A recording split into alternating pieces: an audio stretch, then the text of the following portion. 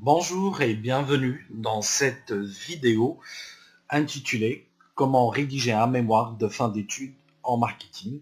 Cette vidéo d'explication est destinée essentiellement aux étudiants qui sont censés préparer un mémoire de fin d'études, qui sont inscrits soit en licence ou en master, en spécialité marketing. Donc les étapes du processus de la recherche marketing contient les 6 étapes suivantes. Premièrement, l'identification du problème. Deuxième lieu, vous allez effectuer une revue de littérature. En troisième lieu, la formulation des objectifs de la recherche. Quatrième lieu, vous allez faire des choix méthodologiques pour traiter votre problème. En cinquième lieu, vous allez passer à la collecte des données dont vous avez besoin. Et en sixième lieu, vous allez analyser ces données et vous allez rédiger votre rapport. Votre recherche suivra une logique. Elle commencera d'abord par l'identification du problème. Donc ça peut être soit un problème managérial ou un problème théorique.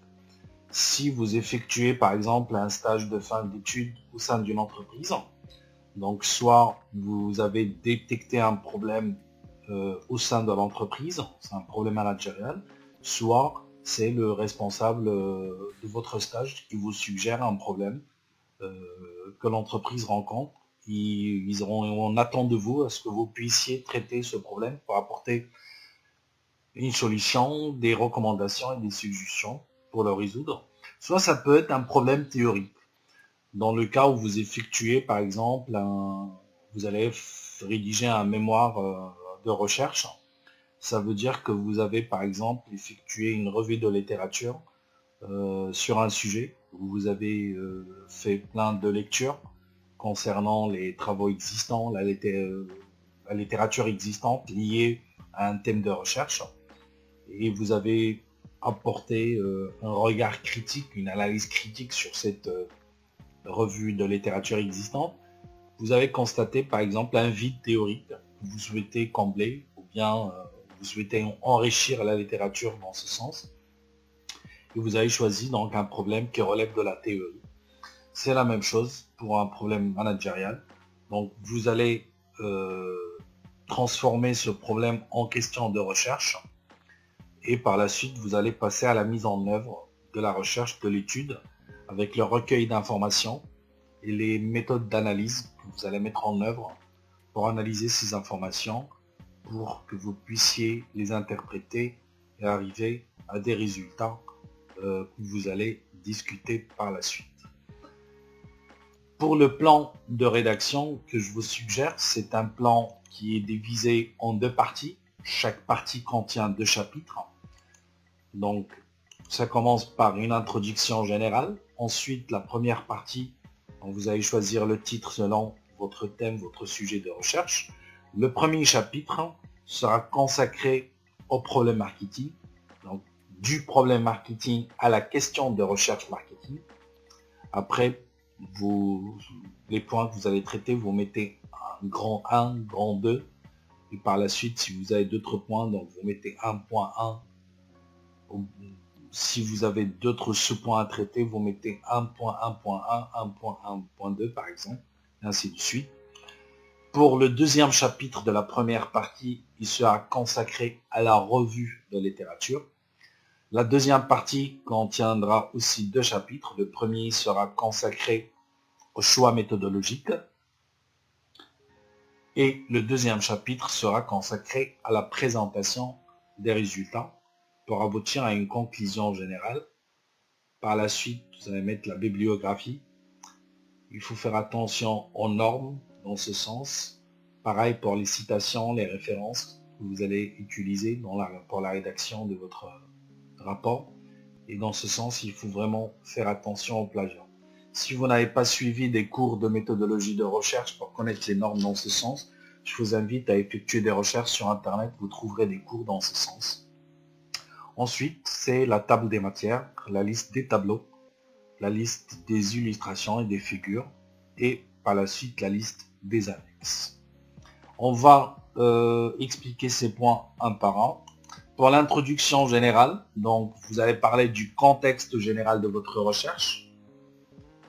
Ensuite, l'intérêt de la recherche. Donc il y a l'intérêt théorique. Soit vous souhaitez combler un vide théorique, ou bien enrichir la littérature existante, ou bien traiter un point qui n'a pas encore été soulevé, ou bien dont les vérifications empiriques donc, ne sont pas vraiment suffisantes. Il y a aussi un intérêt managérial du point de vue de l'entreprise, et ça peut être aussi un intérêt méthodologique dans le cas où vous allez traiter ce problème d'une manière innovante. Ça veut dire vous allez utiliser une méthodologie différente des autres méthodologies utilisées dans d'autres contextes. Par la suite, vous allez citer votre problématique, donc d'une manière très brève, avec les objectifs, les questions de la recherche, et vous énoncez le plan de votre rapport.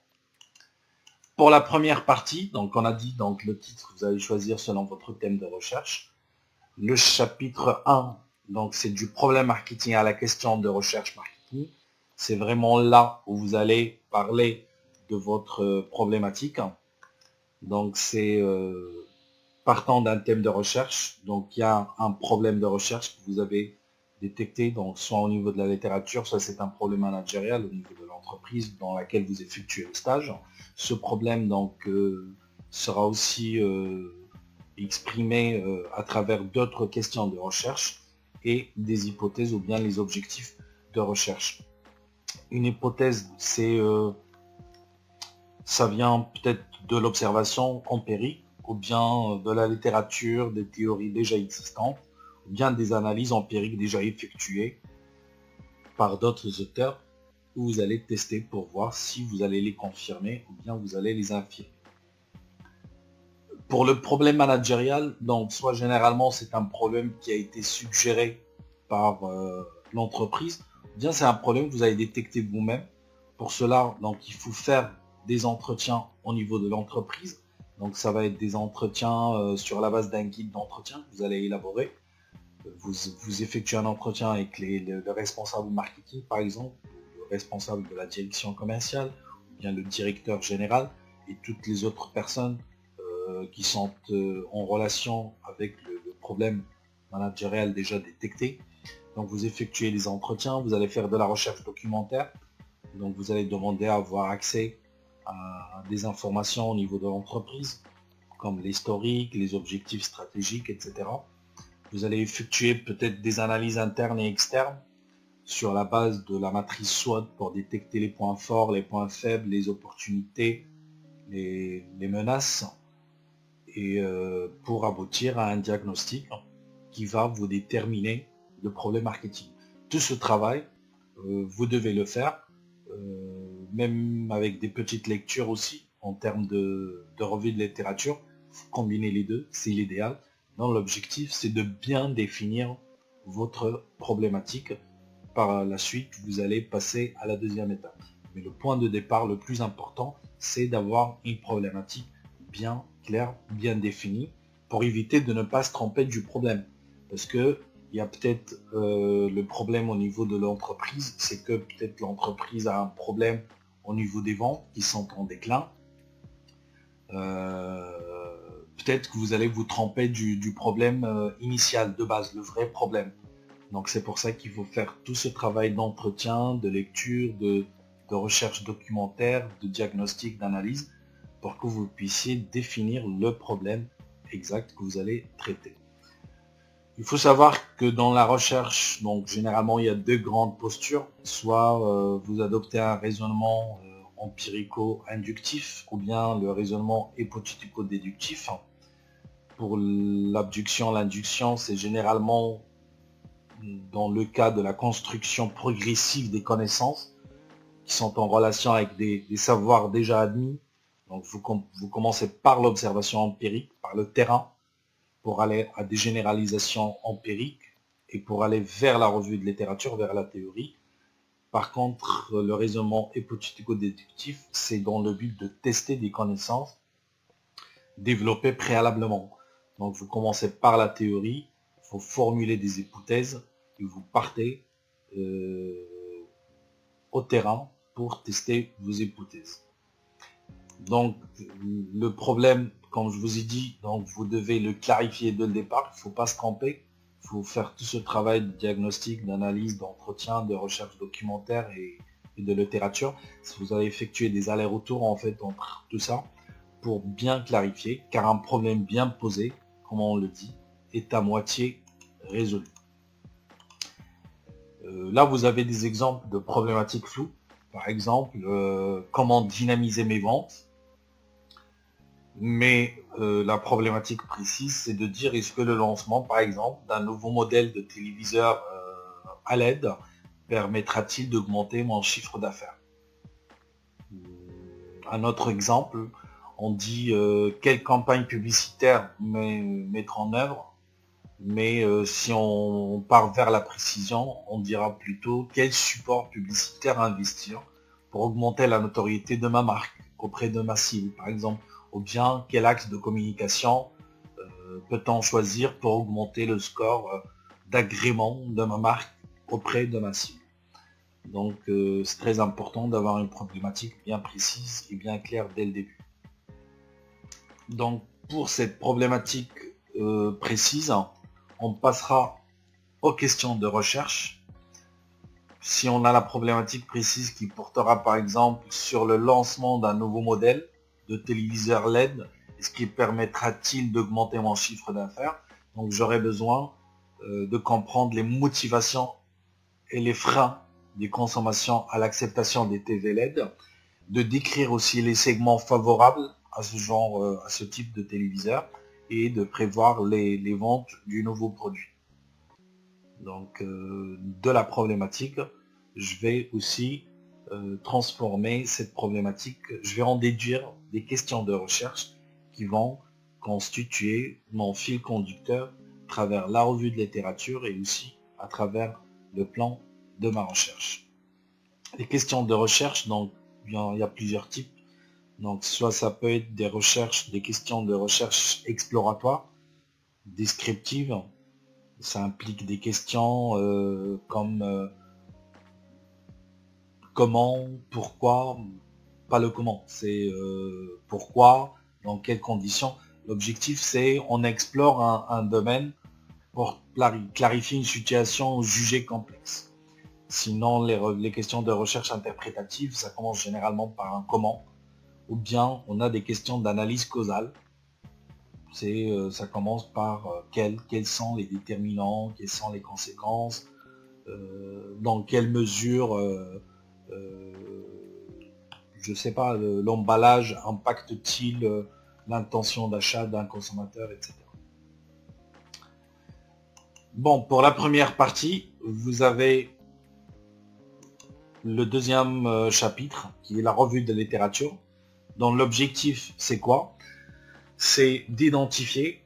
En fait, vous allez faire plein de lectures. Vous allez faire des lectures d'ouvrages, d'articles scientifiques, d'autres études qui sont déjà effectuées par les chercheurs, de la littérature en général, qui est liée à votre thème de recherche. Donc l'objectif, c'est d'identifier la frontière entre ce qui a été fait et qui a besoin d'être étudié. Ça vous permettra aussi de découvrir les variables importantes liées à votre sujet de recherche.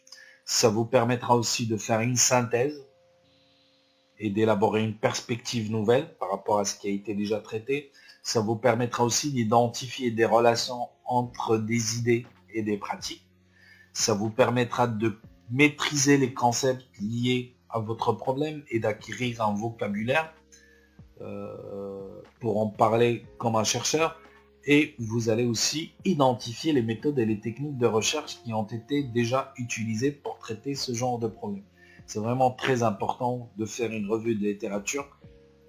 C'est ce qui va permettre aussi d'avoir un cadre conceptuel, de délimiter votre problème, de le bien définir, parce que par la suite, vous allez revenir à votre problématique pour bien la définir, pour la revoir.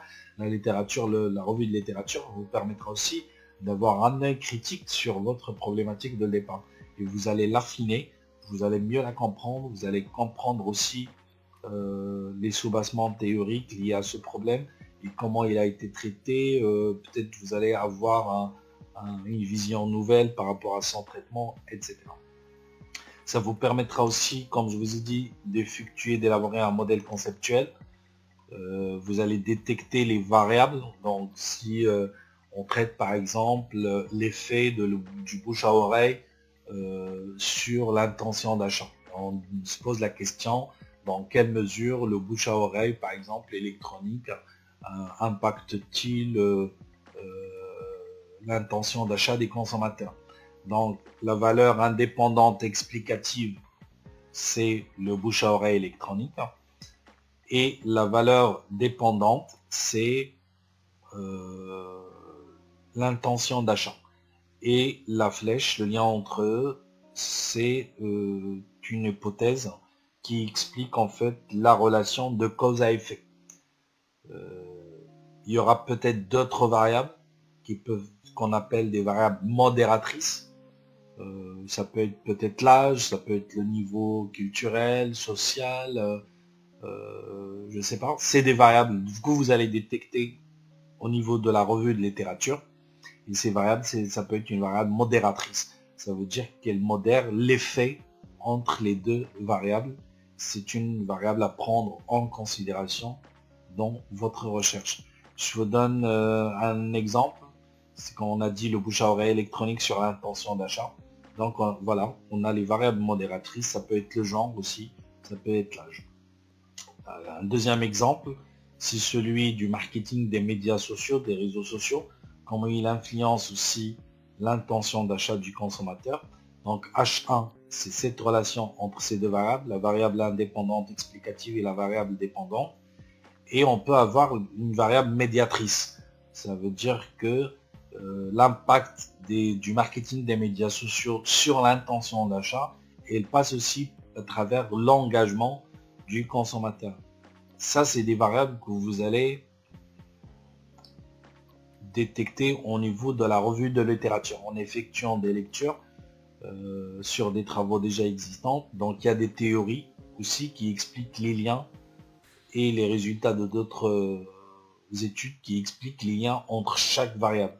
Ici, ce qui va, c'est sur cette base que vous allez formuler ces hypothèses, les liens entre chaque variable que vous allez tester à travers votre étude.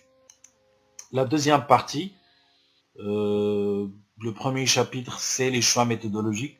Donc, on a des études quantitatives, des études qualitatives, ou bien des études qui utilisent des méthodes mixtes. Ça veut dire on va utiliser les études quantitatives et les études qualitatives. Si on est par exemple dans un raisonnement hypothético-déductif, on peut utiliser des études quanti et quali. Si on est par exemple dans d'autres approches, on peut utiliser que des études qualitatives. Mais il faut savoir que chaque approche a des inconvénients et des avantages, des lacunes aussi. L'objectif, c'est de combler les deux pour que vous puissiez combler les lacunes de chaque approche. Ça veut dire les inconvénients, les lacunes de l'approche qualitative sont comblées par l'étude quantitative et vice-versa. Ça va vous permettre de traiter votre problème en profondeur et d'apporter un œil ou bien une analyse très générale sur votre problème. La deuxième partie, ou bien le deuxième chapitre de votre... dans ce chapitre, pardon, en termes de choix méthodologique, c'est là où vous allez parler de l'approche que vous avez choisie et vous devez la justifier, pour quelle raison vous l'avez choisie, selon la problématique qui a été supposée au départ, selon aussi votre approche de recherche et votre raisonnement, dans votre logique de recherche, et que chaque choix doit être défendu. C'est là où vous allez parler, par exemple, pour l'étude quantitative, ce que vous avez effectué des enquêtes à travers des questionnaires. Donc là, vous allez parler de l'échantillon, par exemple, quelle est la taille de l'échantillon, quelle est la technique que vous avez utilisée, pour quelle raison. Donc, tout doit être justifié.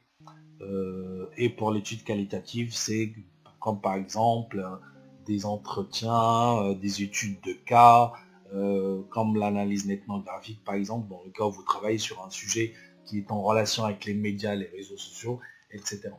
Mais vous avez la possibilité, la meilleure des choses, c'est de combiner entre les deux, comme je vous ai dit.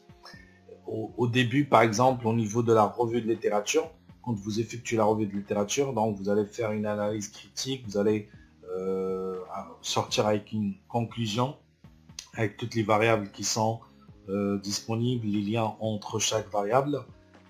Et par la suite, vous allez peut-être effectuer une première étude qualitative exploratoire qui va vous permettre en fait de contextualiser votre modèle conceptuel, de savoir est-ce que les variables, par exemple, vous avez détectées au niveau de votre littérature, est-ce qu'elles existent, pardon, vraiment au niveau de votre contexte de recherche, ou bien est-ce qu'il n'y a pas d'autres variables qui existent dans le contexte et qui n'ont pas été citées dans la revue de littérature.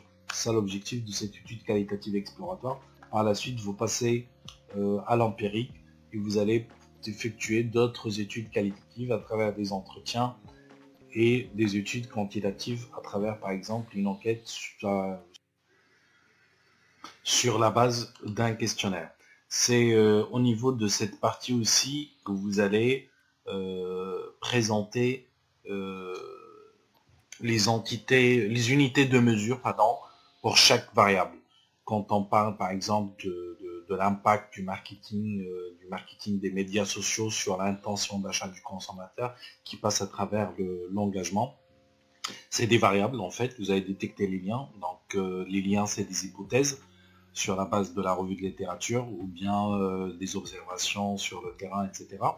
Donc vous aurez besoin d'avoir des unités de mesure pour chaque variable, pour les tester sur le terrain à travers l'étude.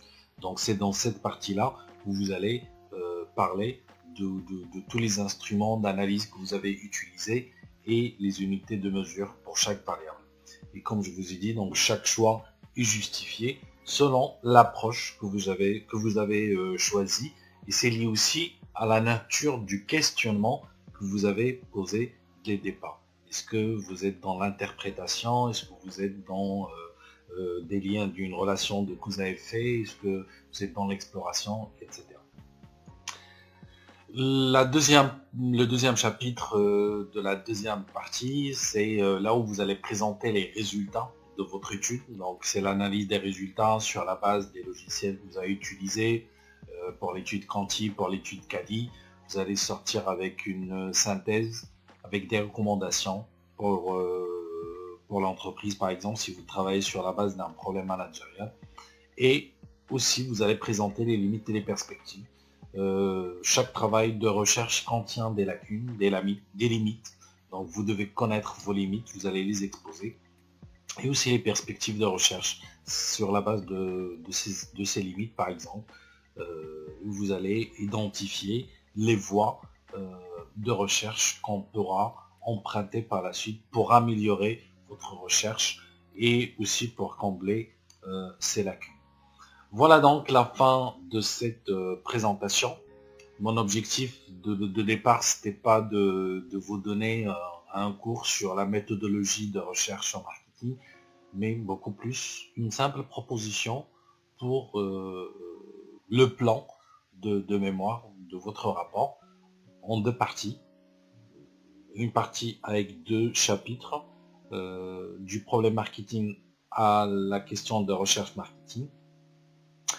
Le deuxième chapitre, c'est la revue de littérature. Pour la deuxième partie, premier chapitre, c'est présentation, les choix méthodologiques, pardon. Le deuxième chapitre, c'est la présentation des résultats. En ce qui concerne l'élaboration d'un modèle conceptuel préliminaire, au niveau de la licence, peut-être vous en aurez pas besoin. Au niveau master, ça dépend si vous êtes dans un master de recherche. L'idéal, c'est de faire ce genre de travail et ça dépendra toujours de votre encadrement. Pour avoir plus d'informations sur la méthodologie de recherche en sciences de gestion, je vous invite à consulter Raymond Alain Thiétard. C'est une référence dans ce sens. Son ouvrage qui s'appelle méthode de recherche en management. Et là, vous aurez plus d'informations sur l'épistémologie et les méthodologies de la recherche en sciences de gestion et en management. Je vous remercie d'avoir suivi cette vidéo pour tous les étudiants qui sont en train de préparer leur projet de fin d'études en ces temps de crise du coronavirus. Je vous souhaite bon courage et bonne chance. Au revoir.